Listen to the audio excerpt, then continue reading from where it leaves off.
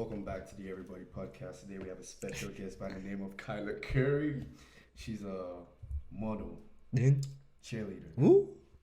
Delta. You Dang. know, What else? I have a business. She's a business owner Ooh, too. she CEO. got money. Exactly. But hey, thanks for being on the podcast. What do you think we need to know about you? I'm just a girl. No, I'm from Memphis, Tennessee. This is my last year at A&M, so I'm really chilling. I juggle a lot throughout the day. Yeah. Give us the day in the life. Day in the life, I usually wake up. I only have one class a day. I do not like going to class. Like I'm an online person, so like I'll get up, I'll clean up because I stay off campus. So I'll clean up like the house, do some house stuff, do some work, go to cheer practice, maybe step practice because you know this homecoming show coming up. Yeah. But yeah, it's always something. If it's not one thing, it's another. Like it's always something. Hmm. Always. How do you balance that?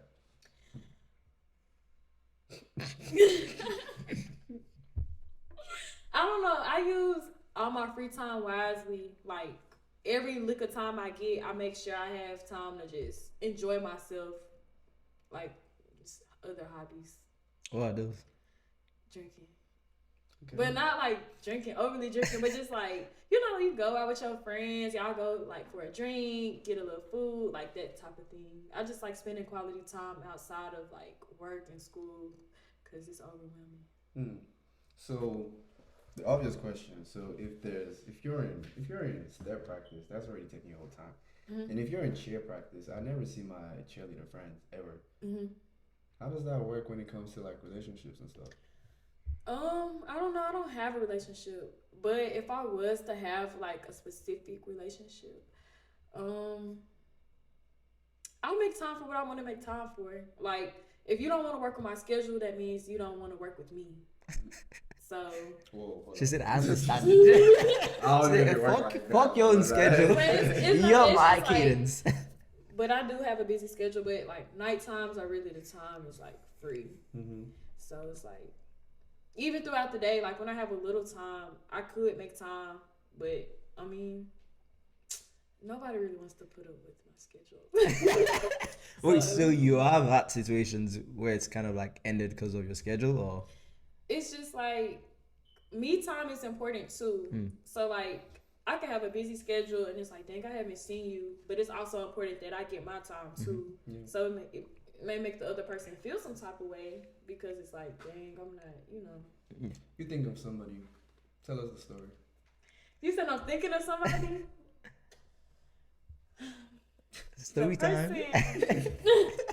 The person that I'm thinking about. You have to say name. Like, It don't know. Okay. Oh, that's too bad. Jack. Too bad. But the person I'm thinking about has a busy schedule like me. Mm. So it kind of like works out. Interesting. 'Cause Wow. they be busy, I be busy. So it's like when we do get that time, we know like that time is for each other. Mm. And that didn't work out? That's complicated. How? Because it's like, it's not really a relationship. Oh, so it's a situationship. Yes. But But that's never, And that's what I want to know. that's never good. it's a never special good. blood. But it's just like, it's always, I don't know, sometimes it just feel good to have somebody to just like, True. you go vibe with, chill with, and just spend like a little free time with them, you know? I agree. So it don't gotta be no serious, just like, You don't want it to be serious, or he doesn't want it to be serious? I say mutual. It's never mutual, bro. So you think it's always one? You think it's always one person? I feel like somebody always wants it more. It's never like, oh my god, True. like nah, like we're just chilling. Somebody's in there like, oh, I guess we just chilling. And somebody's really saying we just chilling, but the person is just chilling. And somebody else is like, I don't know, if I mention it now, like would he mess everything up? Blah blah blah. I felt that. She the one. You just ran me. That's how it be. That's how it be though. Always like that, man. It's always somebody. That's how it be. So how do you deal with that then? I just talk to my friends a lot, cause I don't know. I'm not gonna tell the person that I'm having feelings for, cause you're right. Like you don't want to mess it up, or you don't want to just seem like, oh, she trying to go too fast. But why don't you express your feeling though? Because they will never know. Because I be feeling like a simp. Why do you feel like that? Because like I'm just expressing all my feelings to you. Like I don't do that to everybody. But you like him, no? Yeah, but Then just say, "Oh, I like you, bro." he know that. Oh. But it's just like, what more could I say? Mm. It's not. It's mutual. I get it. It's just like a relationship is a lot. Mm. Like I had a relationship, and I'm not ready for one. Mm. But it's like I do have that like for somebody. You know? I see. I get it. I get it. I can relate. Yeah. But I'm kind of curious. you mentioned friend, dude. I'm kind of curious. You know, you're Delta, and then big on sisterhood and whatnot, and you have your cheer friends and your other friends. So, what role or impact has that sort of sisterhood / friendship had in your life? I have many friendships. I gotta think about that. Repeat. Yeah. So, what role has like sisterhood or friendship like played in your life, especially your collegiate life? Not gonna lie, my friends who always been here for me, they come first. Delta or not. Cause I had some of my sisters, like my line sisters, we were friends before we got online. But honestly, the people who just was there for me in my close inner circle, they will always like come first. Now, as far as the rest of the chain of command, not gonna lie, my line sisters, we went through a lot together, and they're like my rock. Like they know a lot. So if they ever need anything, if I need anything, I know I could come to 161 of them. Like 1 out of 61, I could come to somebody. My cheer sisters, I'm a captain, so like they rely on me a lot, but I rely on them a lot too, because it's like a certain trust you have to have. So I don't know. I wouldn't put it in a specific order. It's just like if you've been in my life for this amount of time and you really have that respect for me and I have that respect for you, then you're like, that you're up here with me. You also mentioned being the cheer captain. How does it feel like to be like the leader? Is that frightening or like? I done did it for so long. Wow. It's been 4 years. And it's me, Macy, and Justice. So like I have other people to rely on like in a position.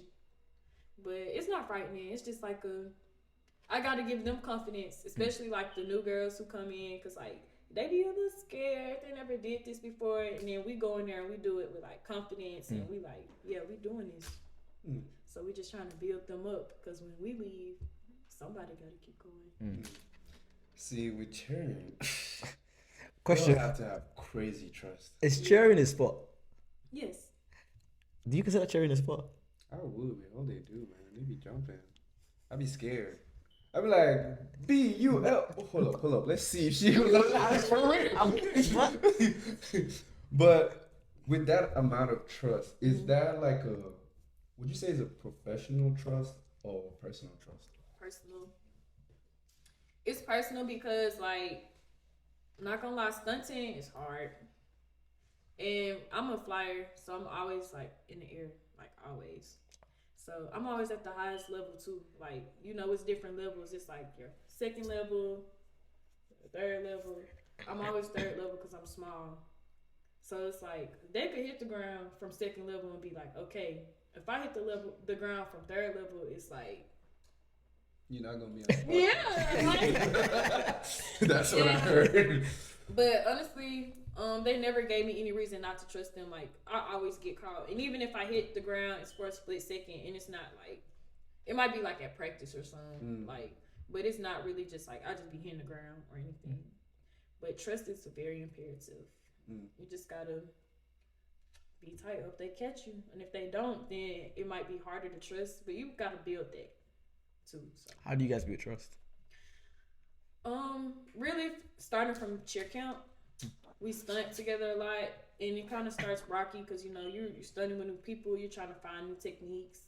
But honestly, you just gotta have a personal connection too. It's not about us like just sharing. You gotta talk. You gotta just kind of build. So. So with the cheering though, Mm-hmm. aside, so like in a situation where in a group of people, you guys are always gonna have conflict regardless. Brothers, sisters, cheer, it doesn't matter. Yeah. So when y'all are being passive aggressive and stuff like that, how does that? Because I could be like, man, yesterday she slapped my head. I'm just. Yeah. How does that I work out? mean, I feel like what happens in cheer stay in cheer. So I don't know. We're females, so like everybody has periods. They have attitudes, hormones. You know, everybody not gonna have a good day every day. Sometimes you just gotta let it go. Hmm. If you don't let it go, you bring it to the mat, and that's not good because you could fall, and it could be like animosity. Like you don't want that. You gotta really think about the safety of others. It's not just about yourself. I have a random question. Mm-hmm. So I speak to one of my female friends, and to say that you ladies, you guys, when you get with a specific group of females together for a period of time, your periods sync together. Is that true? Yes. It's Call it crazy. Bluetooth thing. That is mad. So all your cheer sister, you guys sync? Not everybody, but like it be around the same time. Cause we together like every day. That's tough. Yeah. The boys are. Bluetooth thing. Said Bluetooth. It's a Bluetooth thing. I didn't know that. That is But let's funny. talk the business. Okay. Let's What made you get into business? I What's your started- business? Exactly. Let's start with that. Okay, I'm gonna tell y'all. So, my business is K Simone Couture. Mhm. So I sell clothes, jewelry, accessories, just a lot of knickknack. But I started in 2020, towards the end. I was here as a freshman, and COVID was like, I was in my room, and I was like, I always wanted to own a business. And I was a criminal justice major, so I was like, You was or you are? I was. So are you? I switched to business management Okay. because I felt like it suited me better. It's more broad. I could learn more in different like aspects. But yeah, I started. My dad helped me establish my LLC, so I'm licensed in Tennessee. And honestly, I just started with a few things, and people were like, they was messing with it, so I just kept going. Now I feel like it might not be my passion, but it's something that I enjoy learning from. It's a learning experience, and I will be in the maroon and white market for homecoming. Nice. So I'll be on the quad, like selling stuff, passing out cards, doing orders and stuff like that. What's the next plan for your business? I really just want to make more than I made last year. I really forgot how much I made. I stopped for a minute because I was online and I had like cheer competition. So like I had no time to just sit down and rebrand and market. And that's so important in your business because you have to reach your clientele, especially over social media. Like I can't just have A&M customers. Like I want customers everywhere. So how do you attract those clientele? Marketing on Instagram. You just gotta market, post stuff, use hashtags, use other people, network. I know people everywhere now. So it's like I can ask them, hey, if I send you this piece, can you post for me? Somebody guaranteed to like it and follow it, or even buy it. So you just go to like mutuals online and then tell them to post it, and they don't charge you or something. Some people charge, but like if people mess with you off the street, they gon' do it just because they mess with you and your brand. Like I don't get charged for anything, but I don't mind paying somebody to help me promote because it's a part of the game. You gotta spend money to make money.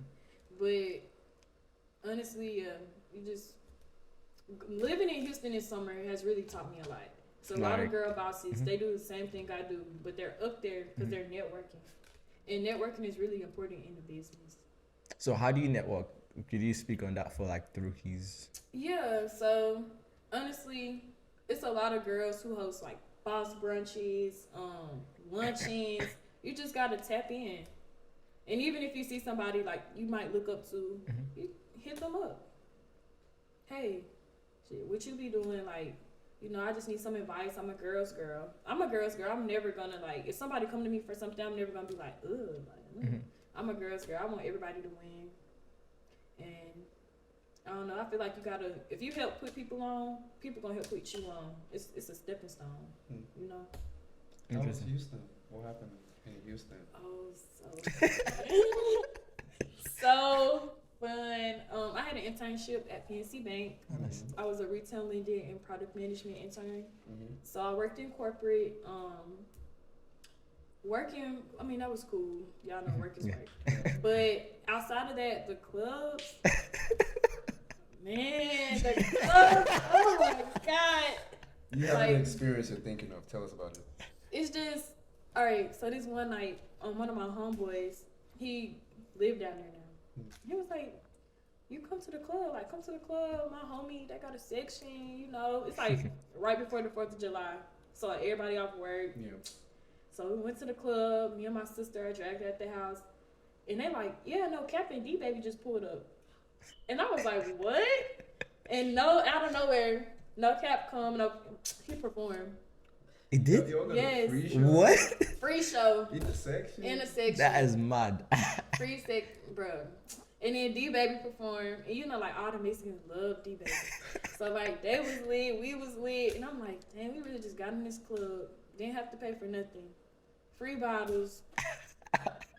We just living. I don't know. Yo, why? Of course she loves music. I want to come back. Yeah, but it was really fun. It's a lot of different things to do. It's very cultural. Every person I met was nice. Any color, any race. We're in the South, and that's still the South, but we're in South. Yeah, so not everybody's so nice or so open or helpful. Down there, everybody's just cool. I'm No matter the color.